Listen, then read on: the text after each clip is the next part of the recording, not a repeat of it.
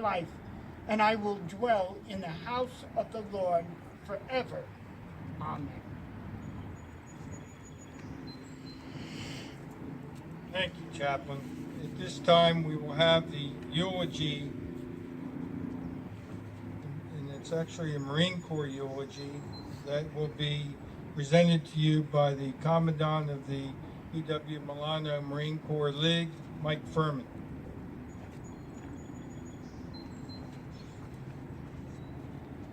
Good morning, everyone.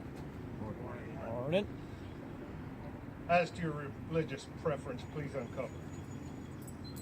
Our Father who art in heaven, we ask thy blessing upon those here assembled and upon those of our departed Marines and FMF corpsmen who have preceded us in death.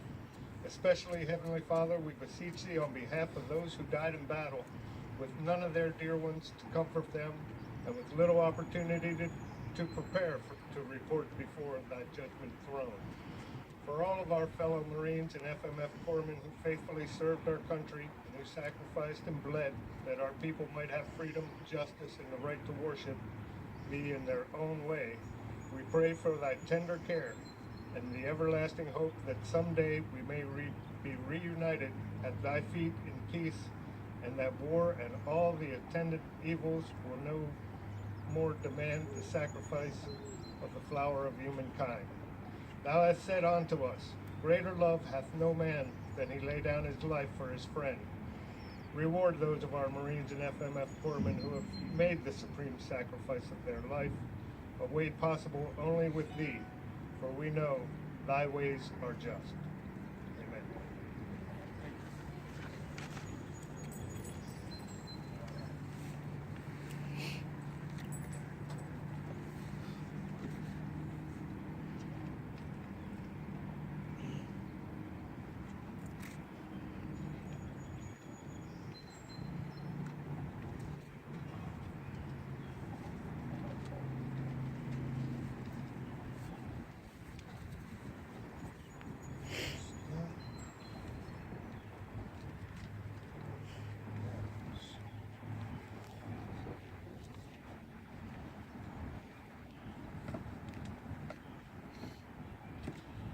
Our first speaker today will be Lieutenant Colonel Jason Hester of the United States Army, standing over here to my right. Lieutenant Colonel Hester is currently a resident student in the class of 2018 at the U.S. Army War College.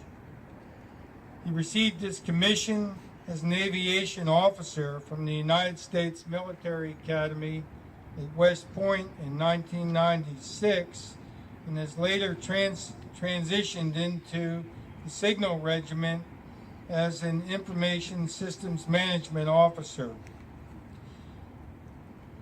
During the entire operation of Iraqi Freedom 1, Lieutenant Colonel Hester, and by the way, soon to be Colonel as of July 1st, flew UH-60 Blackhawks as a command leader with the 101st Airborne Division and 12th Aviation Brigade. He was there during the entire 2003 invasion of Iraq and the entirety of Operation Iraqi Freedom 1. He has also served our country in Germany, South Korea, and Hawaii. He holds a Bachelor of Science degree from the United States Military Academy, Master of Science in Computer Sciences from the University of Illinois, Master of Science in Government Information Leadership from the National Defense University, and I could go on and on. There's many other accolades and accomplishments. I will state, however, he was decorated with the Bronze Star Medal, the Defense Meritorious Service Medal, Meritorious Service Medal with 3 oak leaf clusters, Air Medal with numeral 3, Iraq Campaign Medal, and it does go on and on. Lieutenant Colonel Hester is married to Lindsay Schuster of Springfield, Illinois, and they have 3 children, Riley, Molly, and Grayson. At this time, I call Lieutenant Colonel, soon to be Colonel Hester, to give us a few words.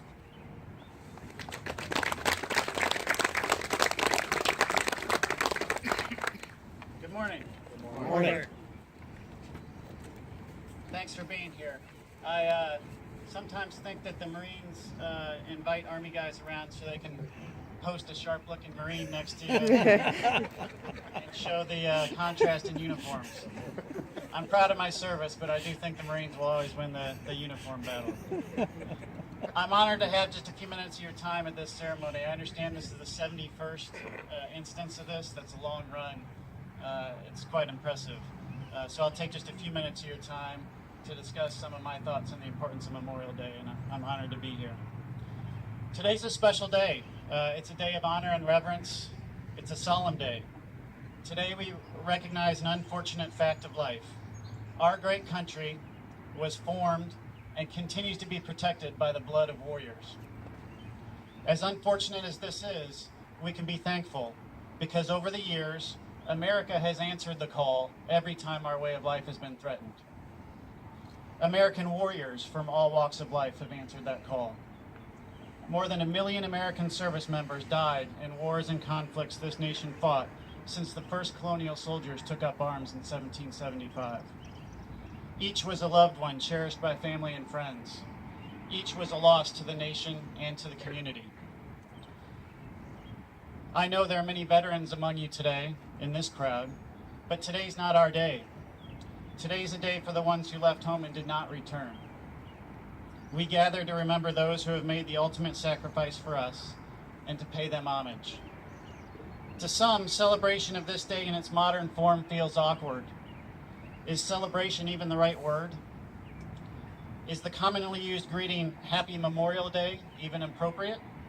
Are we supposed to enjoy this day?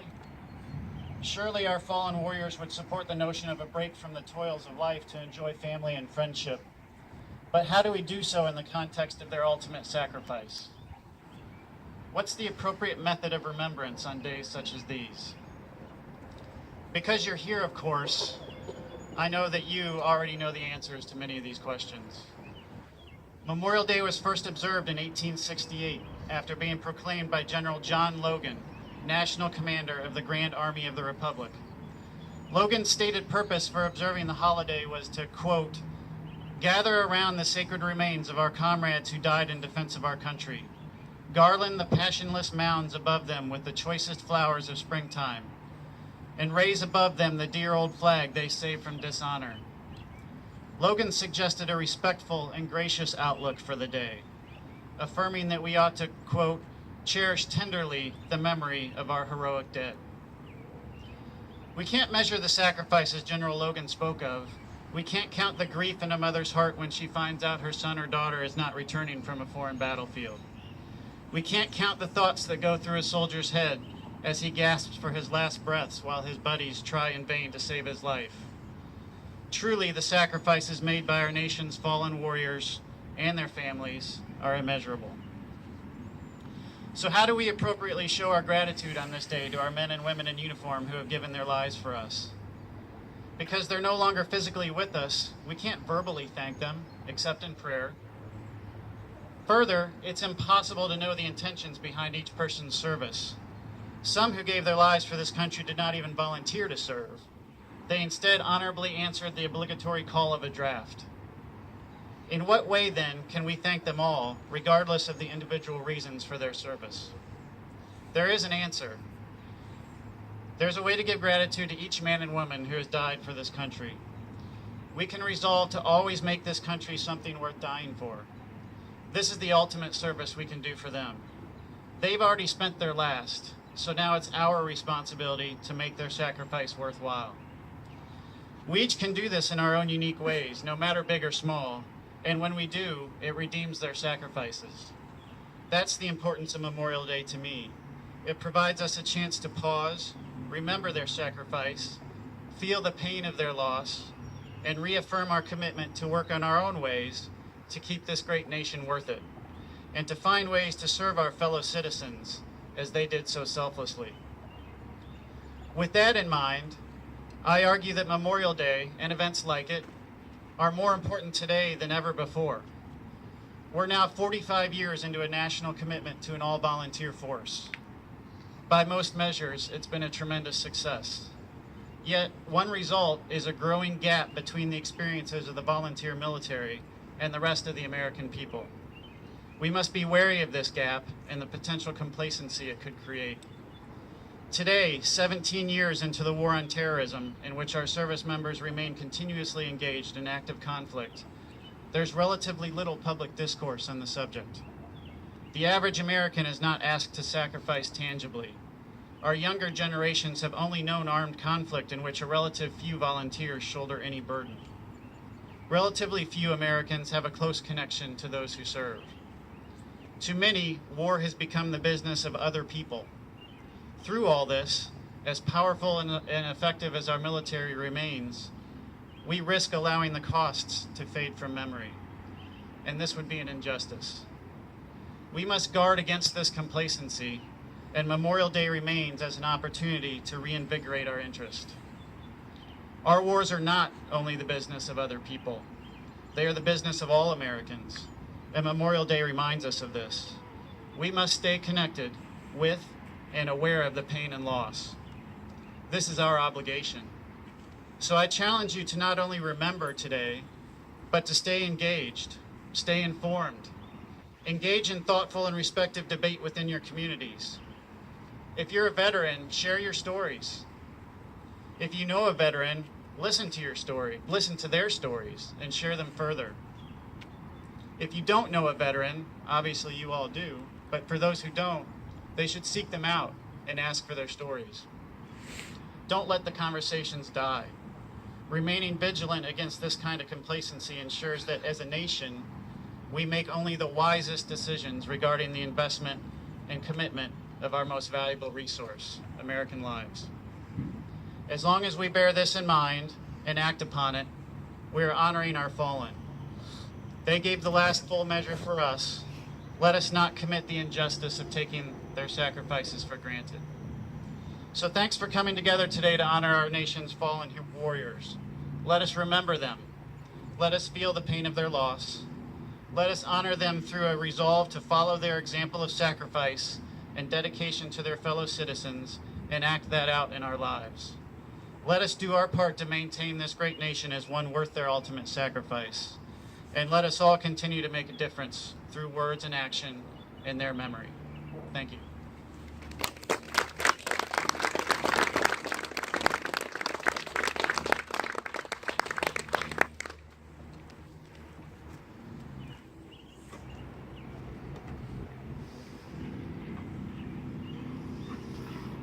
Thank you, Lieutenant Colonel Hester. Our next speaker is Sergeant Major Joseph Stout, standing to my right. Sergeant Major Stout retired in August of 2010 with more than 32 years of service in the Marine Corps and currently resides in Harrisburg, Pennsylvania. He's the owner and operator of Stout's Gun Shop located in Harrisburg. He serves as president of the Central Pennsylvania Marine Corps Coordinating Council, on the board of directors with the Marine Corps Reserve Association. He is active with the Marine Corps League, American Legion Post 272, and is currently the commander of the Lower Paxton Memorial VFW Post. Sergeant Major Stout was born in Harrisburg. He began his military career in November 1977, enlisting in the Marine Corps. He graduated from the Marine Corps Reserve Depot, San Diego, California, and the East Coast Marines don't hold that against them. We call them Hollywood Marines. But he could be a Hollywood Marine. But he served in numerous leadership positions, from fire team leader to sergeant major.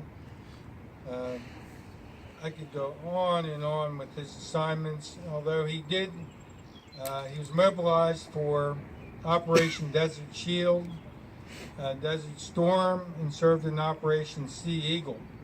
He was deployed in Iraq with the 4th Civil Air Affairs Group during Phase 1 and Phase 2, or Phase 2 and Phase 3 of the war in Iraq and later to Afghanistan. He participated in 2 counter-drug missions on the Mexican border, the Joint Task Force 6, and served with the 2nd Battalion 8 Marines for the Cuban-Haitian crisis in Guantanamo Bay, Cuba. Sergeant Major Stout has very extensive professional military education. It's interesting to note that he worked as a sergeant major on a general staff level as a consultant to the higher echelons of the Marine Corps on reserve and troop responsibilities. His personal awards include the Defense Service Medal, Bronze Star Medal, Meritorious Service Medal with 1 gold star. As you can see, he has a chest full of medals, all well deserved. He's married to the former Dorothy A. Deerdorf. He has 4 sons, and after reading his resume to you, the most impressive thing to me about that was he survived raising 4 sons. Forget about all that Marine Corps service. Joe, would you step up and give us your thoughts?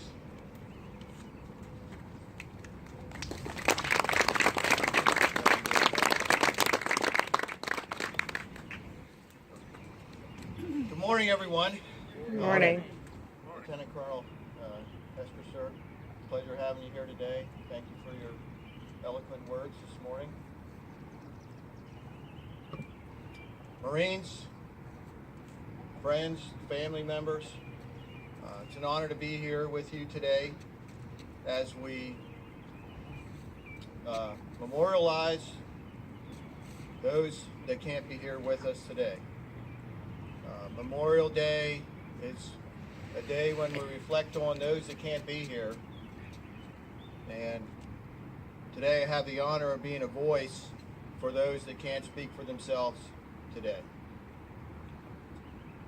Those of us that have trained and deployed into harm's way, when we finish our training and we embark on our way into the combat zone, you kind of, in your own mind, quietly look at each other and wonder, will we all make it home?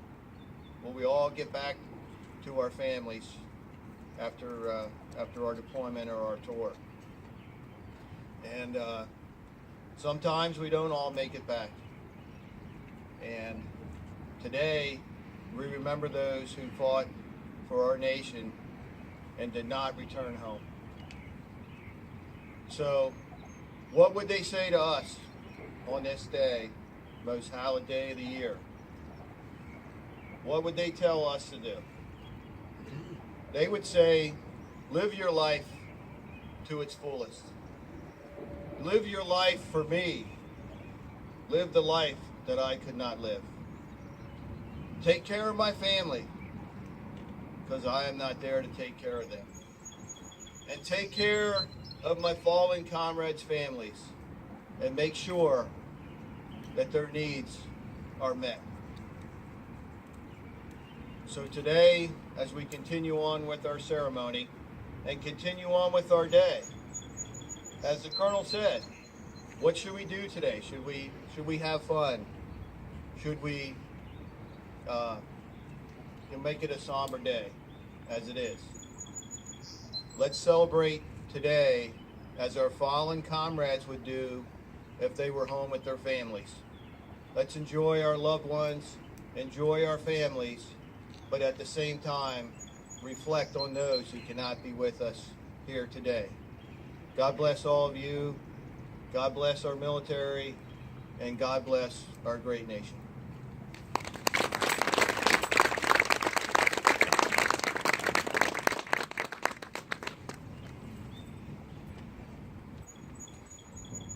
This phase of the ceremony will be placing the memorial wreath on the river. Our former past Commandant Hank Hoffman will climb aboard the river rescue boat. They will place the wreath, and at that time we'll play the Navy hymn as the wreath proceeds down the river in memory of all of those service persons who have gone before us.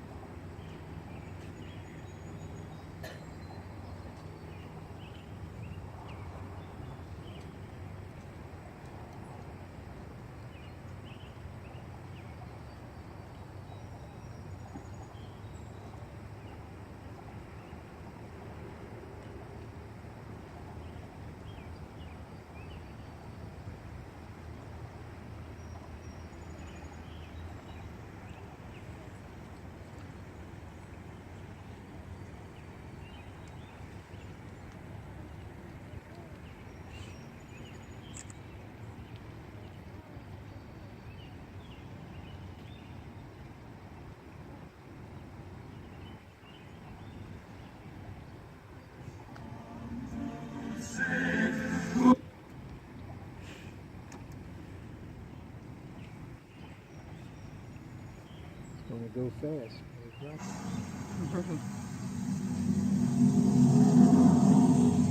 Wait. Oh, dude. Eternal Father, strong to save, whose arm doth bind the restless waves, who bids the mighty ocean deep its own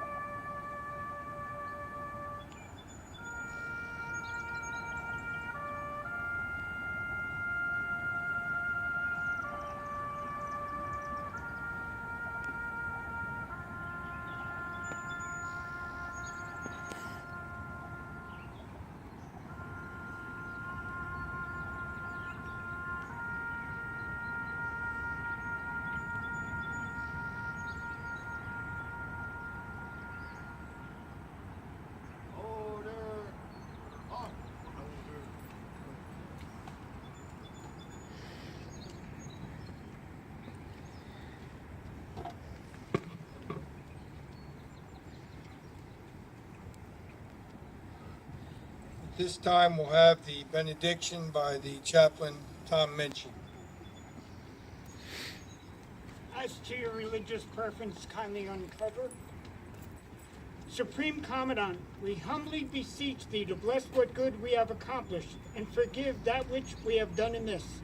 As we separate to go our several ways, we commit ourselves to thy loving care.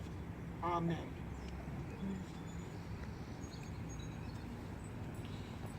Okay, at this time, I would like to thank the participants in this service, Lieutenant Colonel Hester, Sergeant Major Joe Stout, the Young Marine Color Guard, Marine Corps League Honor Guard, the Harrisburg River Rescue, the Marine Riders, members of the P.W. Milano Detachment, and all others present, and thank you for taking part in the remembrance of our fallen brothers and sisters.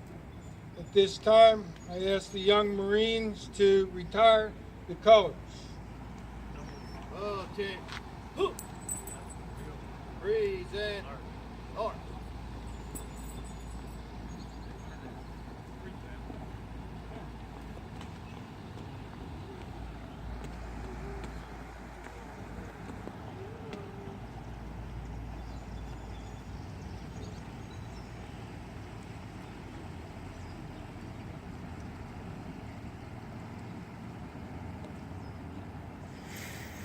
Order. Arms. Thank you very much and enjoy your day.